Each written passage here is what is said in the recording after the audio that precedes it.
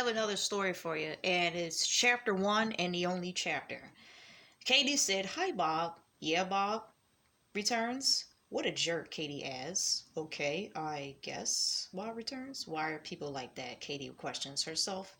The next hour. Questions, comments, concerns. The boss wraps up the conference. "Yes, I have something to share with you." Katie raises her hand. "What is that?" "Let's hear it." It'll have to wait till after the meeting. "It is serious though," Katie adds. Okay, the boss stares for a bit. After the meeting. "Bob is a thief and I have proof." Katie looks desperate. The boss takes notice of this. "What is this evidence that you speak of?" the boss asks.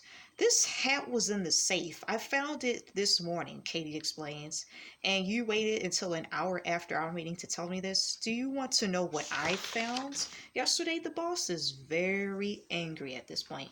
Katie is at a loss for words. The safe has a hidden camera in it, and there is no one outside of it. There was no one outside of it but you.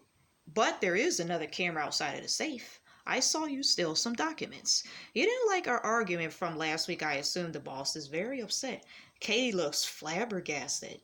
"You will want to resign," the boss says. Katie she's just as shocked as ever. Looks at Bob with such scorn in her eyes, she storms out. The following day. "I need a favor," Katie says into the phone. "What's that?" a really deep voice responds. "You'll be receiving an envelope soon. It'll be a long, drawn-out process. It'll be something that both you and I will love," Katie says. "Fine," is the reply. Evening approaches. The boss is at the fancy Italian restaurant with his wife. The man with the deep voice is perched at the top of a building with a hunting rifle. "This is for all the pain that you've caused me," the man with the deep voice says. Before he could pull the trigger, the rush of birds startle him. He tries to dodge them and he ends up falling off the roof with the rifle. He lands on a woman, killing her. Someone calls the police. "Hello?" A man fell off the roof with a gun and his fall killed someone. A man cries into his phone. At 8:30 in the hospital, the man is handcuffed to the bed and the police are telling him about his rights. "One day I'll get my revenge," the man with the deep voice thinks to himself. The boss stands outside of the hospital room. "Why is my brother in handcuffs?" he asks. "They found a gun with him," the doctor replies. A TV has a report on the story. The boss is even more confused. "What was he doing with a gun out there? My wife and I were at a restaurant across from where he fell," the boss says. "Wait a minute," the boss storms into the room. "Were you stalking me? Did you want to shoot me and your ex-wife? Huh?" the boss billows. "Get him out now," an officer orders the doctor. "That's my brother. Where he had the gun was across the street that my wife and I were eating. My wife is his ex-wife," the boss explains. "What is your name, sir?" an officer asks. "Clifford," is the response. "I'd like you to join me at the station," the officer says. "Sure," Clifford says. The police station. "Are you sure about that claim? You said that they've been broken up for a year and a half now," the officer questions. "I'm positively certain," Clifford replies. "That will be all, Clifford. Thank you for your statement." The officer ends the session. Katie's house. "What the hell happened?" Katie asks. Katie is angry with the Channel 10's news report. "James Williams will be heading to prison tomorrow," the reporter concludes. "God damn it, James. Now I have to do it myself. There's no way in hell that I'll let Clifford see another sunrise." Katie is furious.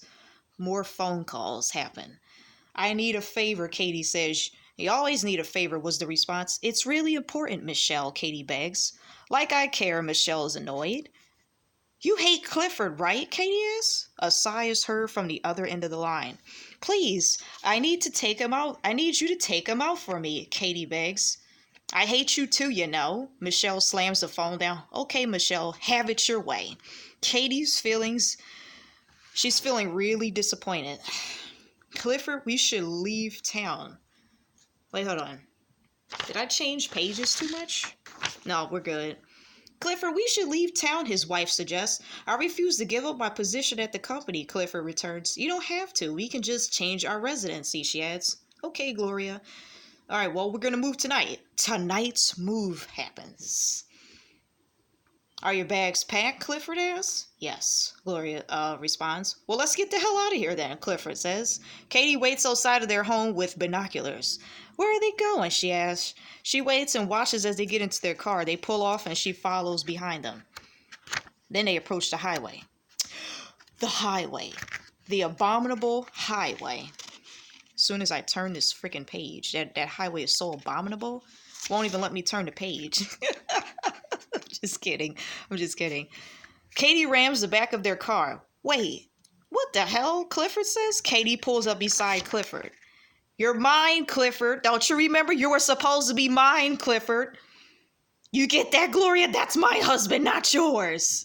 Katie shouts. Katie pulls out a gun and aims it at Clifford. She runs into the back of a truck and she flies through the windshield.